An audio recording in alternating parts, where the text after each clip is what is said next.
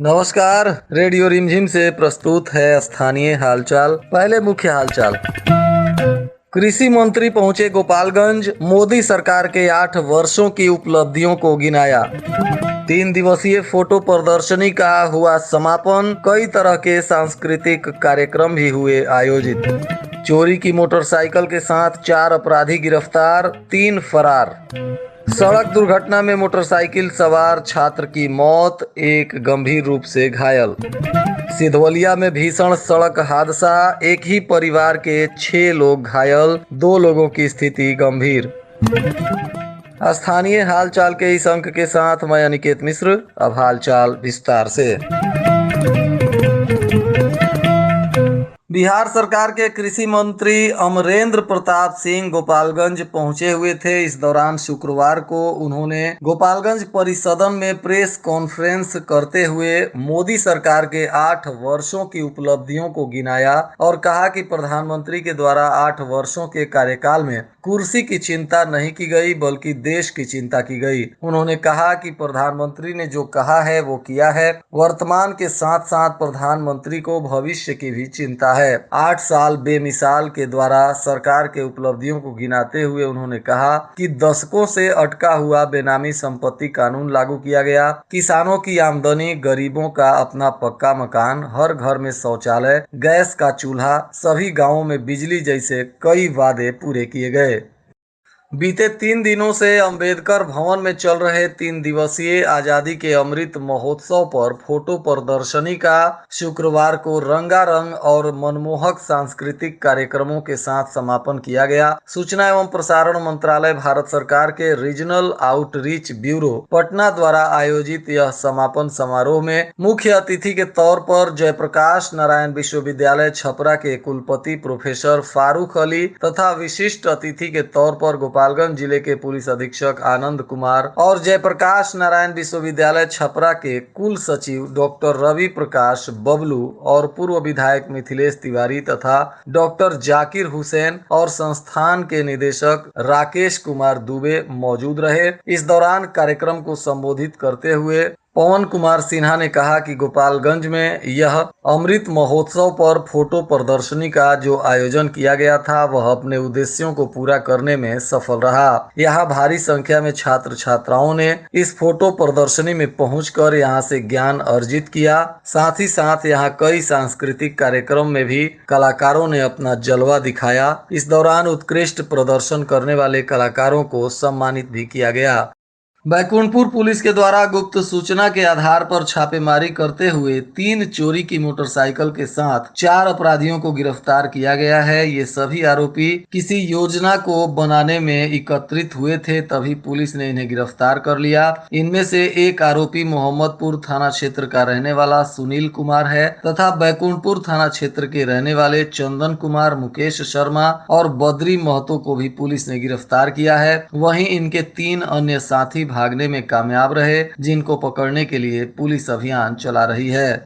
शहर के भोजपुरवा NH 27 पर एक मोटरसाइकिल पे सवार 2 छात्रों को अज्ञात वाहन ने ठोकर मार दिया, जिसमें दोनों गंभीर रूप से घायल हो गए। जिसके बाद स्थानीय लोगों के सहयोग से इनको सदर अस्पताल में भर्ती कराया गया, जहां से डॉक्टरों ने स्थिति चिंताजनक देखते हुए गोरखपुर रेफर कर दिया। इनमें से एक छात्र ज्योतिष शर्मा गोरखपुर जाते समय रास्ते में ही दम तोड़ दिया, जिसके बाद ज्योतिष के परिजनों में कोहराम मच गया है। वहीं पुलिस ने शव को कब्जे में लेकर पोस्टमार्टम कराने के बाद मृतक के परिजनों को सौंप दिया है और दूसरे घायल अमित शर्मा का सरकारी अस्पताल में इलाज चल रहा है। सिधवलिया बाजार में गुरुवार की देर शाम एक ट्रैक्टर के चपेट में आने से बाइक सवार युवक गंभीर रूप से घायल हो गया, जिसका नाम मुकेश सिंह बताया जा रहा है। यह मंगोलपुर गांव का रहने वाला है। वहीं इस घटना के बाद घायल मुकेश सिंह को स्थानीय लोगों ने सरकारी अस्पताल में भर्ती करवाया है, जहां इनका इलाज चल रहा है। सिधवलिया स्टेट हाईवे 90 पर बहादुरा गांव के पास गुरुवार की रात्रि में एक स्कॉर्पियो और DCM की हुई सीधी टक्कर में एक ही परिवार के 6 व्यक्ति गंभीर रूप से घायल हो गए, जिनका नाम अंजलि कुमारी, मानवी कुमारी, निर्मला देवी, नंदनी कुमारी और कामेश्वर रावत तथा राजपति देवी बताया जा रहा है। ये सभी लोग किसी शादी समारोह में शामिल होकर गोपालगंज से छपरा वापस लौट रहे थे। इसी दौरान बहदुरा के पास यह दुर्घटना हो गई। इसमें कामेश्वर रावत और राजपति देवी की स्थिति चिंताजनक देखते हुए डॉक्टरों ने पटना रेफर कर दिया है। बाकी लोगों का सरकारी अस्पताल में इलाज चल रहा है। वहीं ये सभी घायल एक सफारी कार पर सवार होकर छपरा जा रहे थे। इसी दौरान इनकी गाड़ी एक डीसीएम ट्रक से टकरा गई, जिसमें ये दोनों गाड़ियां बुरी तरह से क्षतिग्रस्त हो गई और ये सभी 6 लोग गंभीर रूप से घायल हो गए। भोरे थाना क्षेत्र के रकबा गांव में संपत्ति के लालच में एक पत्नी ने अपने बेटों के संग मिलकर अपने ही पति की जमकर पिटाई करवा दी है, जिसमें वे गंभीर रूप से घायल हैं। वहीं घायल शख्स को भोरे रेफरल अस्पताल में भर्ती कराया गया है, जहां डॉक्टर उनका इलाज कर रहे हैं। प्राप्त जानकारी अनुसार इस घटना में घायल का नाम मोहम्मद फिरोज बताया जा रहा है, जो कहीं बाहर से अपने घर पहुंचे थे और उनके बेटे तथा उनकी पत्नी ने उन पर संपत्ति बेचने का आरोप लगाकर उनकी लाठी डंडे से पिटाई कर दी। मुख्यमंत्री अल्पसंख्यक रोजगार ऋण के लिए जिले से 641 बेरोजगारों ने आवेदन किया है, जिसके बाद जिलाधिकारी डॉक्टर नवल किशोर चौधरी ने वार्ड वार एक पदाधिकारी को प्रतिनियुक्त किया है, जो आवेदन की जांच करेंगे और जांच के बाद 11 जून तक इसकी रिपोर्ट जिला प्रशासन को सबमिट करेंगे, ताकि इस पर आगे की कार्रवाई की जा सके। वहीं अधिकारियों ने बताया कि मेरिट के आधार पर युवाओं का चयन कर उन्हें ऋण दिया जाएगा। कटिया थाना क्षेत्र के आशाराम भलुही में भूमि विवाद को लेकर एक महिला के साथ मारपीट किया गया है, जिसमें पुलिस ने पीड़ित महिला शाहजहां खातून के बयान पर उसी गांव के जियाउद्दीन अंसारी सहित 5 लोगों को आरोपी बनाते हुए प्राथमिकी दर्ज कर लिया है और जांच पड़ताल कर रही है। गोपालगंज के जिलाधिकारी डॉक्टर नवल किशोर चौधरी ने आज अपने कार्यालय के पास जनता दरबार लगाया, जिसमें भूमि विवाद, अतिक्रमण, शिक्षक बहाली, आपसी झगड़ा, पेंशन, प्रमोशन इत्यादि से जुड़ी कई शिकायतों को लेकर फरियादी पहुंचे हुए थे, जिसके निष्पादन के लिए जिलाधिकारी ने संबंधित पदाधिकारियों से बातचीत की।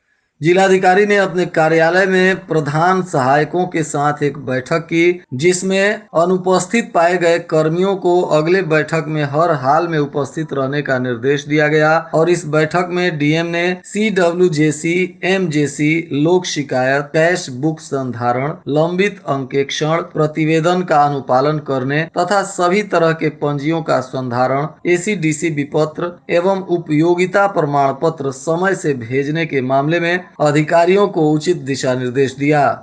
विजयपुर प्रखंड के विजयपुर, माडर, नौतन सहित अन्य जगहों पर तेज आंधी पानी के साथ जमकर ओले भी पड़े। हालांकि बारिश गिरने से जहां तापमान में कमी आई है, वहीं ओले पड़ने से किसानों के बिचड़ों को काफी नुकसान हुआ है। विजयपुर थाने के समीप मेन रोड पर एक पेड़ भी गिर गया, जिसके वजह से काफी समय तक आवागमन बाधित हुआ।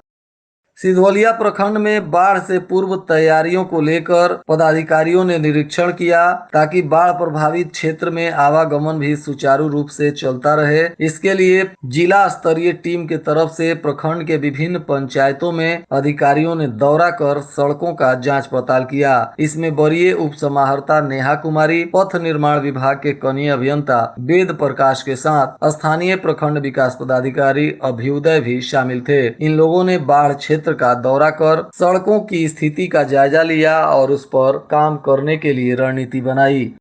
आज गोपालगंज के जिला नियोजनालय पदाधिकारी पिंकी भारती से हमारे रेडियो रिमझिम के संवाददाता ने खास बातचीत की। इस दौरान पिंकी भारती ने हमारे संवाददाता से क्या कुछ कहा, आइए सुनते हैं। जी, मैं पिंकी भारती, जिला नियोजन पदाधिकारी। जिला नियोजन के कार्यालय में 4 जून 2022 को एक जॉब कैंप का आयोजन किया जाना है। इसमें नियोक्ता का नाम ईकॉम एक्सप्रेस है। ये डिलीवरी बॉय के लिए यहाँ पे जॉब कैंप लगाई जा रही है।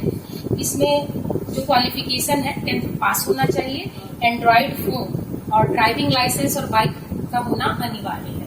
और आज के मौसम का तापमान गोपालगंज में न्यूनतम 28 डिग्री सेल्सियस और अधिकतम 40 डिग्री सेल्सियस रहने की संभावना है। आंधी और बारिश की संभावना बनी हुई है। मौसम विभाग ने लोगों को सावधान रहने को कहा है।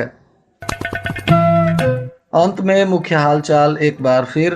कृषि मंत्री पहुंचे गोपालगंज, मोदी सरकार के 8 वर्षों की उपलब्धियों को गिनाया। 3 दिवसीय फोटो प्रदर्शनी का हुआ समापन। कई तरह के सांस्कृतिक कार्यक्रम भी हुए आयोजित।